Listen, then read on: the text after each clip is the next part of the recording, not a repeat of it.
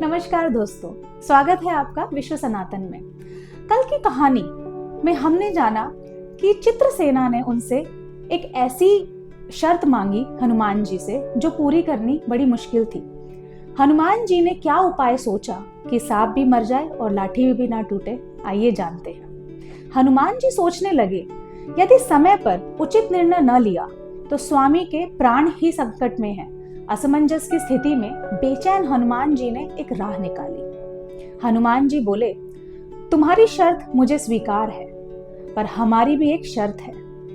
यह विवाह तभी होगा जब तुम्हारे साथ भगवान राम जिस पलंग पर आसीन होंगे वह सही सलामत रहना चाहिए। यदि वह टूटा तो इसे अपशकुन मानकर वचन से पीछे हट जाऊंगा। जब महाकाय अहिरावण के बैठने से पलंग नहीं टूटता तो भला श्री राम के बैठने से कैसे टूटेगा।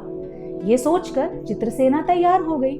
उसने अहिरावण समेत सभी राक्षसों के अंत का सारा भेद बता दिया। चित्रसेना ने कहा, दोनों राक्षसों के बचपन की बात है। इन दोनों के कुछ शरारती राक्षस मित्रों ने कहीं कहीं से एक भंवरे को पकड़ लिया। मनोरंजन के लिए वो उस भंवरी को बार बार कांटों से छेड़ रहे थे। भंवरी साधारण भंवरी न थी, वो भी मायावी थी, किंतु किसी कारणवश पकड़ में आ गई। भंवरी की पीड़ा सुनकर अहिरावण और महिरावण दोनों को दया आ गई और अपने मित्रों से लड़कर उसे छुड़ा लिया।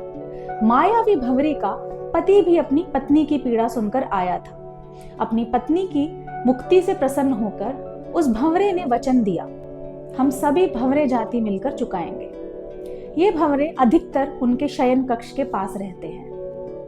दोनों राक्षसों को जब भी मारने का प्रयास हुआ तो जैसे ही ये मरने जाते हैं तो भंवरे उनके मुंह में एक बूंद अमृत डाल देते हैं। उस अमृत के कारण ये दोनों राक्षस मरकर भी जिंदा हो जाते हैं। इनके कई कई रूप उसी अमृत के कारण है। इन्हें जितनी बार फिर से जीवन दिया गया उनके उतने नए रूप बन गए। इसलिए आपको पहले इन भंवरों को मारना होगा।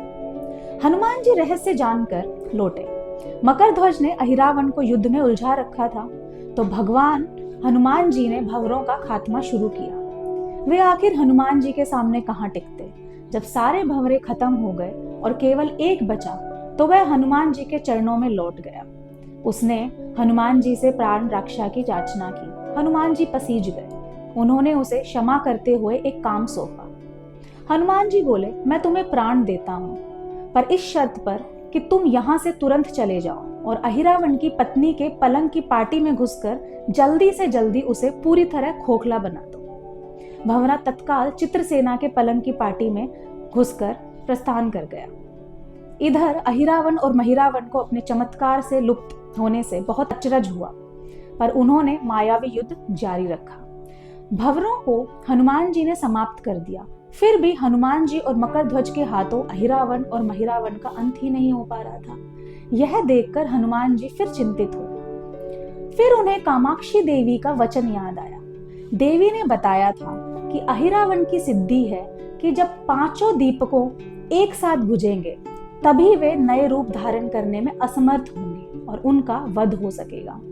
हनुमान जी ने तत्काल पंचमुखी रूप धारण कर लिया। उत्तर दिशा में वरामुख, दक्षिण दिशा में नरसिंह मुख, पश्चिम में गरुड़ मुख, आकाश की ओर रैगीव मुख और पूरे दिशा में हनुमान मुख। उसके बाद हनुमान जी ने अपने पांचों मुख द्वारा एक साथ पांचों दीपक बुझा दिए।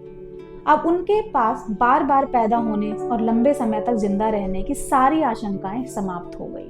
हनुमान जी और मकरध्वज के हाथों शीघ्र ही दोनों राक्षस मारे गए। इसके बाद उन्होंने श्री राम और लक्ष्मण जी की मूर्छा दूर करने के उपाय किए। दोनों भाई होश में आ गए। चित्रसेना भी वहां आ गई थी। हनुमान जी ने कहा, प्रभु, अब आप अहिरावण और महिरावण के छल और बंधन से मुक्त हुए, पर इसके लिए हमें इस नाग कन्या की सहायता लेनी पड़ी थी। अहिरावण इसे बलपूर्वक उठा लाया था। वह आपसे विवाह करना चाहती है।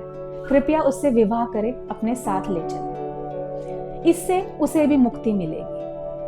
श्री राम हनुमान जी की बात सुनकर चकराए। इससे पहले कि वह कुछ कह पाते, हनुमान जी ने कह दिया, भगवान, आप तो मुक्तिदाता हैं। अहिरावण को मारने का भेद इसी ने बताया है। इसके बिना हम उसे मारकर आपको बचाने में सफल न हो पाते।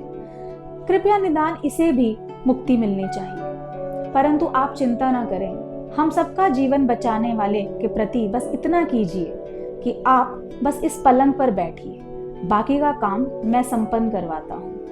हनुमान जी इतनी तेजी से सारे कार्य करते जा रहे थे कि इससे श्री राम जी और लक्ष्मण जी दोनों चिंता में पड़ गए। वह कोई कदम उठाते कि तब तक हनुमान जी ने भगवान राम की बाह पकड़ ली।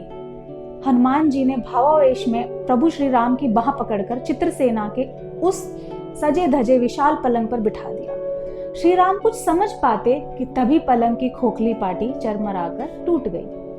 पलंग धराशायी हो गया। चित्रसेना भी जमीन पर आ गिरी। हनुमान जी हंसकर बोले और फिर चित्रसेना को देखे, अब तुम्हारी शर्त तो पूरी हुई नहीं, इसलिए यह विवाह नहीं हो सकता। तुम मुक्त हो और अब तुम्हें तुम्हारे लोग भेजने का प्रबंध करते हैं। चित्रसेना समझ गई कि उसके साथ छल हुआ है। उसने कहा कि मेरे साथ छल हुआ है। मर्यादा पुरुषोत्तम के सेवक उनके सामने किसी के साथ छल कर गए, यह तो बहुत अनुचित है। मैं हनुमान को श्राप दूंगी। चित्रसेना हनुमान को श्राप देने जा ही रही थी कि राम का सम्मोहन भंग हुआ। वह इस पूरे नाटक को समझ गए। उन्होंने चित्रसेना को समझाया, मैंने एक पत्नी धर्म से बंधे होने का संकल्प लिया है, इसलिए हनुमान जी को यह करना पड़ा। उन्हें क्षमा कर दो। क्रुद्ध चित्रसेना तो उनके विवाह की जिद पकड़े बैठी थी।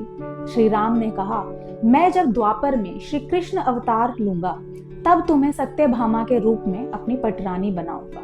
इससे वह मान गई। हनुमान जी ने चित्रसेना को उनके पति के पास पहुंचा दिया।